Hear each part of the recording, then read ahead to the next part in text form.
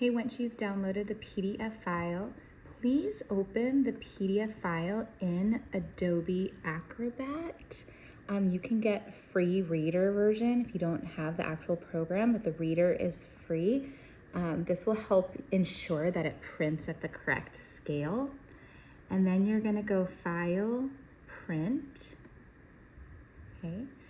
And right now my computer defaulted to letter size paper, but I actually downloaded the one that prints on 11 by 17. So I will need to go to page setup and make sure that I have the correct paper chosen. So I'm gonna change it from letter and I will go to tabloid. If you open the file that was designed to print on letter, you're probably okay.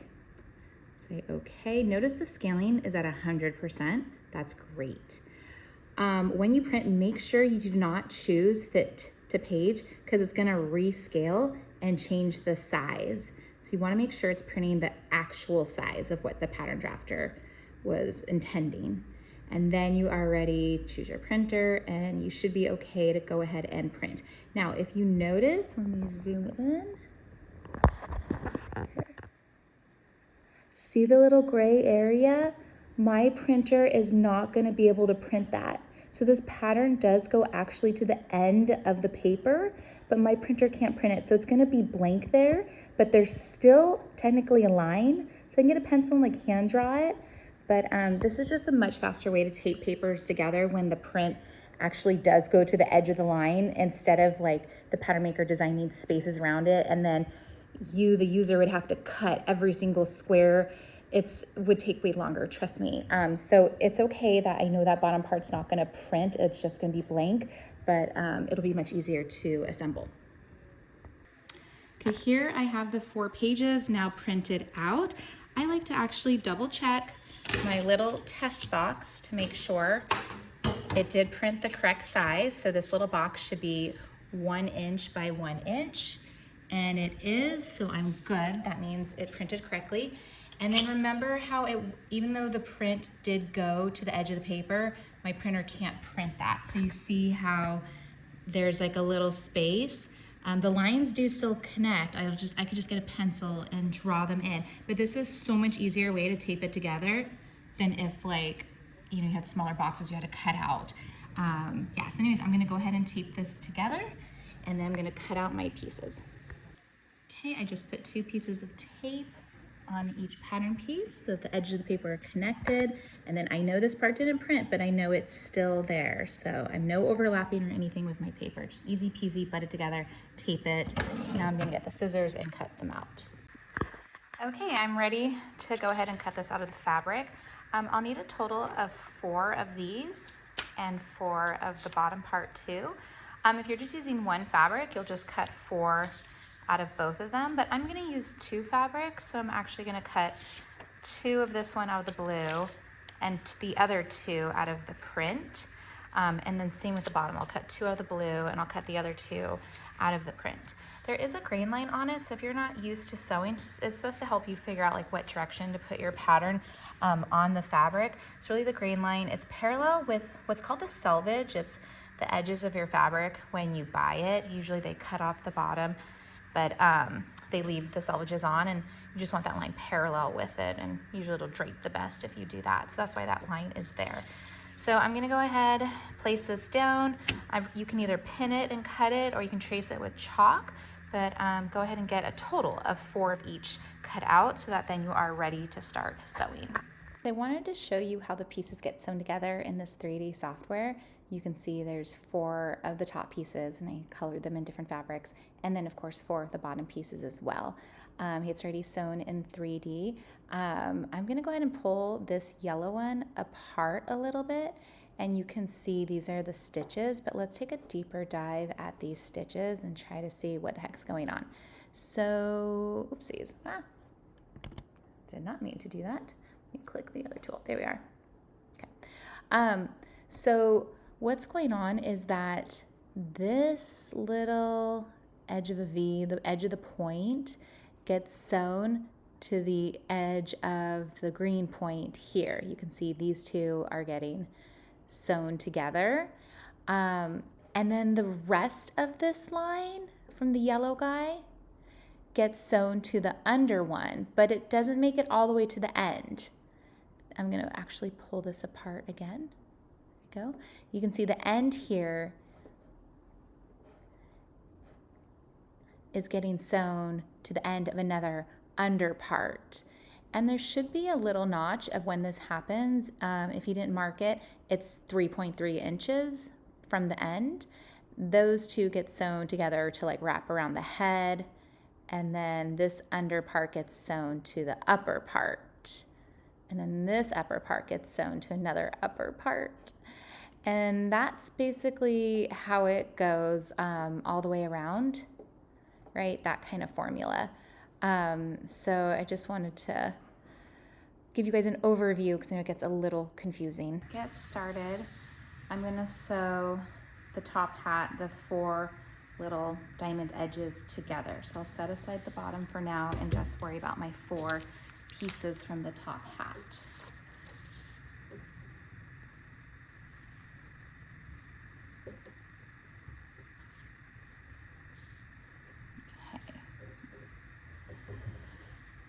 Okay, so I'm gonna sew these 4 together. So I'll put, okay, so this one gets sewn here, this one gets sewn here. So to start, I'll sew this one to this one. So I'll put right sides together,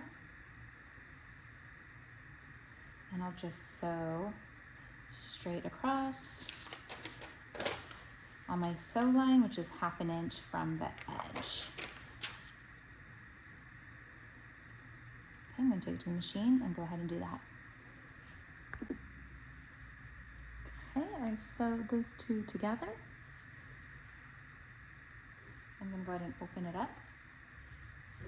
Okay, so now I'm going to do the same to these 2, and then once they're sewn together, I can sew this long one together. So I'll go ahead and flip this so it's right sides together, line up the raw edge, put in my pins, and I'll sew with a 1/2 inch seam allowance.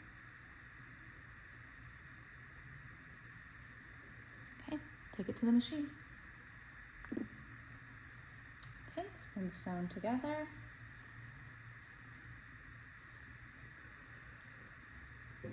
Great. So now I'll sew these together. So what I should do is press open my seam allowance. You can do this with an iron or with your fingers. Make sure it's pressed open. And same with this one. Nice and opened. And then you're going to flip it so right sides are together. And just to make sure that this line matches, I like to do a really careful job of pinning it together.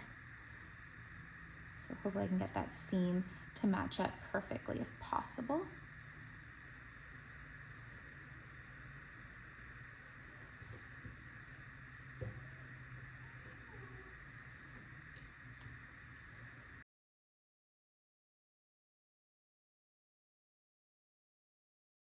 And I'm going to go ahead and sew it straight across.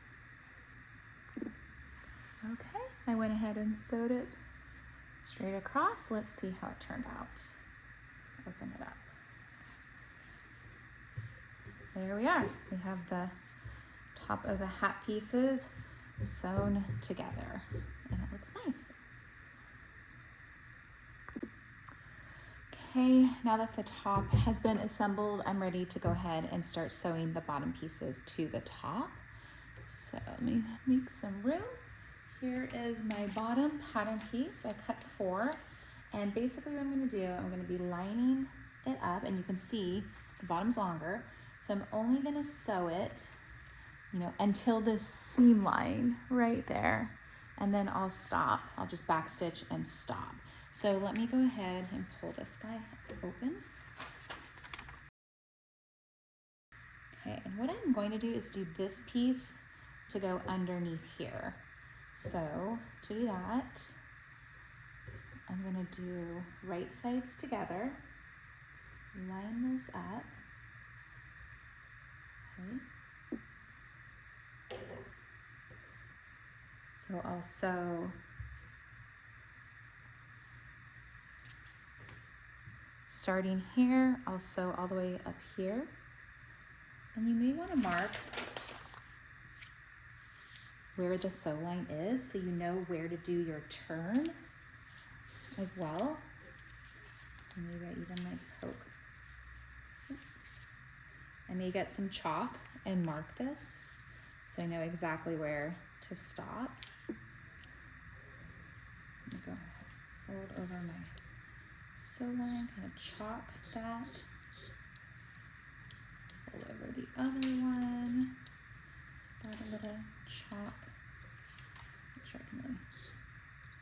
So then I can see, okay, I'm gonna stop sewing exactly right here, and I'll turn and sew down the other way. And then again, when I come back down, I'm gonna make sure I stop before I hit the contrast fabric. Okay, so I'm gonna go ahead and pin it together and take it to the machine.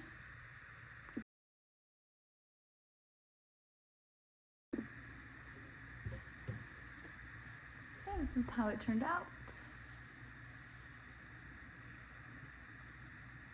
Nice little pivot turn, and then stopping right before it gets the contrast fabric. Now, just for fun, you could pull it out and just kind of see how it looks if you pull it right side out. Right side face up.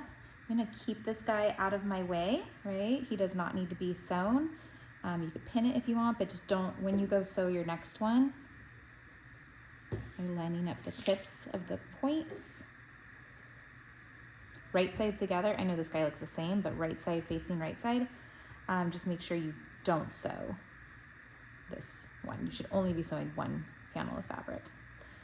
Okay, so once you get it lined up, it's probably gonna be easier to pin it this way.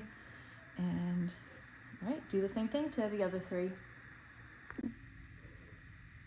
Okay, before flipping it right side out, it's a good idea to get rid of all this excess seam allowance just to make it a little bit easier to flip it to the other side.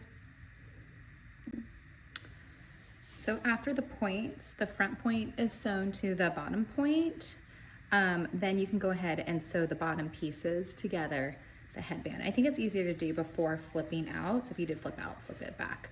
So it's inside out. And I'm just gonna line this up. And I really just wanna start right underneath where I finished sewing. So it's really only sewing the 2 layers. I don't need to sew all of these layers from the top point. I really just want to sew these 2 bottom pieces. So I'll sew here, straight down. Okay, so there's my stitch. Okay. Great. Okay, once it's all sewn together, you want to make sure to trim all the little corners so that you don't have to extra fabric, and you can turn it right side out. Okay, once you have it all turned around, you're ready to finish the raw edge at the bottom. So the pattern only has about 1/2 inch for the hem, so it's not very big. So if you just fold it 1/4 inch and fold it again, just roll a real tiny little hem, that'll be enough to hide any raw edge, and then you can just top stitch this all the way around.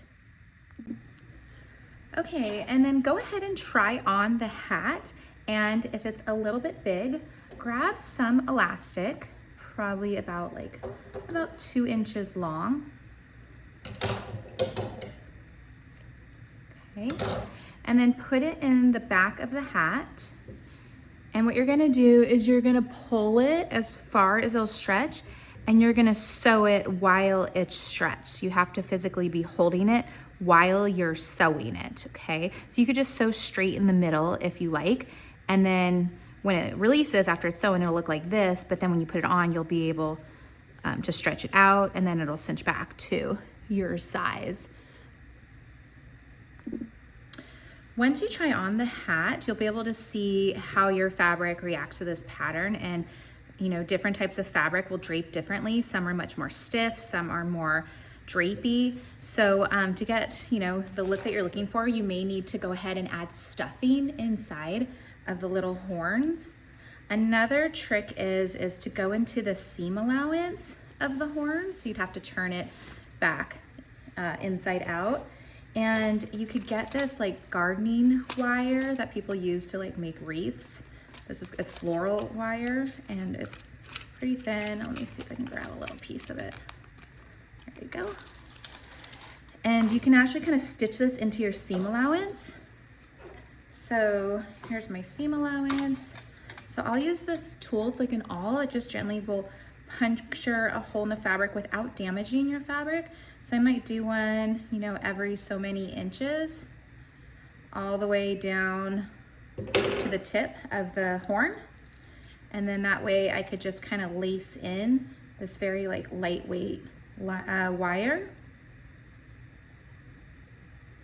And then by putting wire inside the seam allowance and having some stuffing, I'll really be able to like mold the horns the way I want. So that's what I'm gonna do.